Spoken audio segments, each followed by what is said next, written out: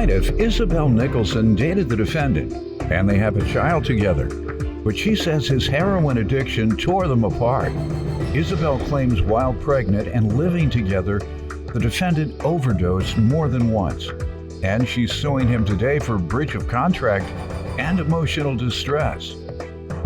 Defendant Gary Lang says when he met Isabel, he was 18 months clean from heroin, and she helped him stay clean. However, he admits that he relapsed, but he's now been clean for nearly 5 months. All rise. This court is now in session. The Honorable Judge Greg Mathis presiding. You may now be seated. Start with you. So I met Mr. Lang at a bar in 2018 where he used the cheesiest pickup line on me, which was, "Dang girl, you smell like a box of Fruity Pebbles." And Fruity Pebble. yeah. That might even been copyright infringement or trademark infringement to say that. Isn't that a cereal? Yeah, that's a cereal. You can't walk around using people's product and likeness to advance your personal agenda. Go ahead. So what happened after he gave you the corny pickup line? So we fell in love from there. I was absolutely in love. How long did you all stay in love? I would say 4 years, 3-4 years. And how long was it before you all moved in together? 4 months. 4 months? Mm-hmm. Okay, good. You made a fool out of me. That's why I was asking you. I've been waiting on somebody to make a fool out of me about waiting a year and it not working until you wait for a year. So you only waited 4 months and it lasted. And it lasted. Only 4 years. Only 4 years, but yeah. Go ahead. And so how were things those 4 years, the relationship? We had our ups and our downs. Did you intend to build a family or anything? Yes, we do have a son together. Oh, good. He's How old almost is 3. the son? Almost 3. Good. What has happened? What broke the relationship down?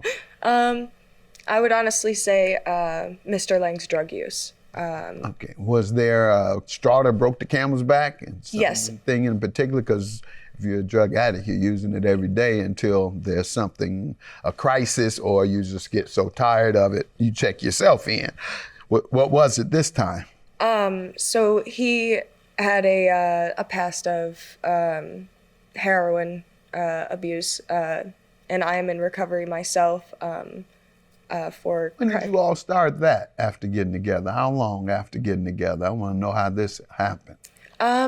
So we were together for 10 months, I believe it was, and then I relapsed for 10 months after meeting him. After meeting him. So you had already been in recovery when you guys met? Yes. At the bar? Yes. Where you drink? Yes. Mind-altering substances. The number one rule against recovery, any mind-altering substances. And they don't want you to fall in love because it creates stress. Absolutely. And stress is a major trigger for relapse. I need to be a teacher in this. You're good. I mean, I really know this stuff. You do.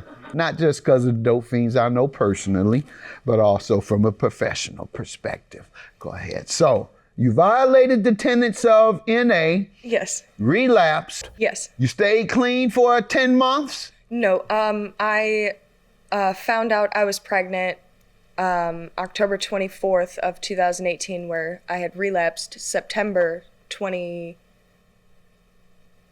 of 2018. So there was a few weeks in between, and then I found out I was pregnant. Was the baby found to have drugs in her system? No.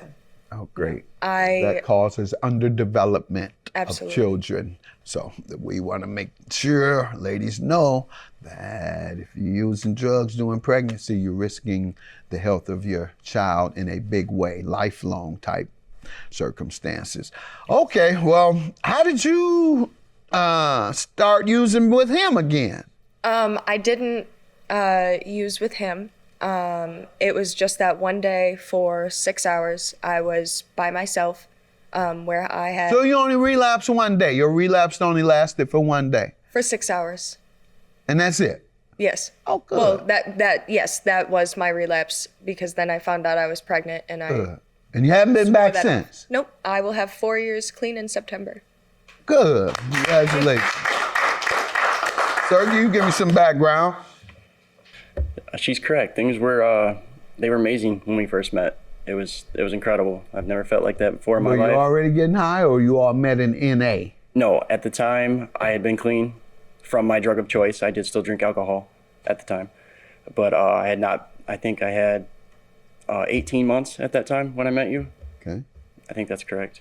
Yeah, and things were great, and even from then, I think we really helped each other stay sober. You know, and away from things like the things we really shouldn't have been around, and things. And I know, like, even in a way, I had been in recovery before her, and even had more clean time than her, but I looked up to her in a way, because she had been able to stay, you know, strong for so long and not have any type of, you know, slip ups, because I had a few, you know, here and there, and little, you know, weekend parties and stuff like that. And she always was able to bring me back and kind of, you know, level me out and let me know, you know, things were going to be okay. And she was always there for me.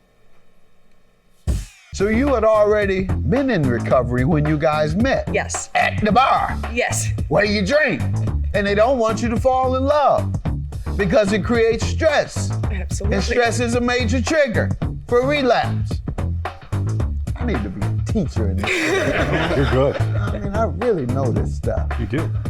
Defendant Gary Lang is being sued by his ex-girlfriend, who claims while she was pregnant with his son, Gary overdosed on heroin. Go ahead. So while we were living together, while I was pregnant, he had overdosed a few times. Heroin a few times. A few times. And after... Was it fentanyl?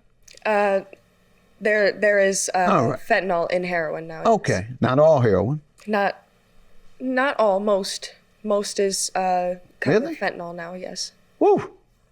This report indicated, it just came out, the report indicated that overdose deaths, 70% they attributed to fentanyl. Wow. The mixture of fentanyl into cocaine. Wow. Unknown.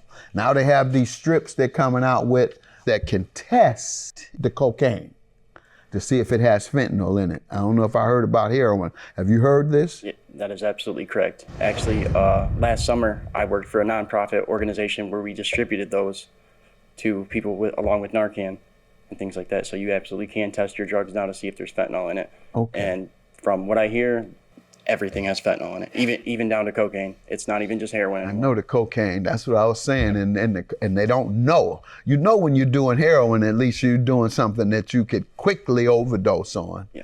Whereas with cocaine, they don't know. The cocaine buyer or sniffer doesn't know. It's being put in there as cut to extend the amount of cocaine. They put fentanyl. Why fentanyl? Because the fentanyl that is cut in the cocaine gives a better high. So here you are, you're getting more for less. Because the fentanyl is stretching it out, so you're getting more money, but you're killing people or you're having people to use a highly deadly substance without knowledge. Many heroin addicts, am I right or wrong, they know it's fentanyl in? They know it's fentanyl in it, right. The cocaine snorters don't know. They're just buying a snort of cocaine. They think that's when you hear about all these Hollywood kids, you go in and all three of them are laying out dead, and it was cocaine. Well, it's fentanyl in that cocaine. All right, just kind of do a little more educating. Wow. And you've been in recovery how long now? Have you been clean? My last relapse was in December. All right, good. And one of the things I want to compliment both of you is you keep trying. You keep trying. The people I come down on in here are the ones that lie about even doing it. I ain't never smoked no crack. They look real bad. And the mama that they ripped off is saying, yes, they do. So I'm going in on them. But people who are trying, and yes, you've relapsed, but you continue to try, I compliment you. All right, so the $2,500, how does he owe you for that? Well, we sold our car that we had together. He paid $1,000 for that car. Sold it under what condition? What was the agreement? That I would let him use my Pontiac, which had no AC in it, and I could use the Charger because we had our son. And So upon sale, what was that agreement though? we agreed on $1,500 for me and $500 for him. There you go. And what did happen? I did not receive a single penny of that money. Last time you've asked, what has he said? That he doesn't have it. And he didn't give you a promise of a new date? All right, sir, what do you have to say? She is correct. We did have the agreement for the $1,500 for her, $500 for me, and then the person that I sold it to, he was supposed to pay us in cash, which that actually didn't end up happening. He ended up just Venmoing me the money. Me and her ended up getting into an argument. I don't even remember what it was about. I ended up being upset and not paying her. And then I explained to her as to why I felt that I didn't have to pay her, because on several occasions I had paid to fix the car. And one of the things I want to compliment both of you is you keep trying. You keep trying. The people I come down on in here are the ones that lie about even doing it. I ain't never smoked no cracker. They look real bad. And the mama that they ripped off is saying, yes, they do. So I'm going in on them. But people who are trying, I compliment you. Defendant Gary Lang is being sued by his ex-girlfriend, who claims while she was pregnant with his son, Gary overdosed on heroin. People say that all the time as a defense, that I did something for them, so I shouldn't have to pay what they're suing me for. Well, they're suing you based on an agreement.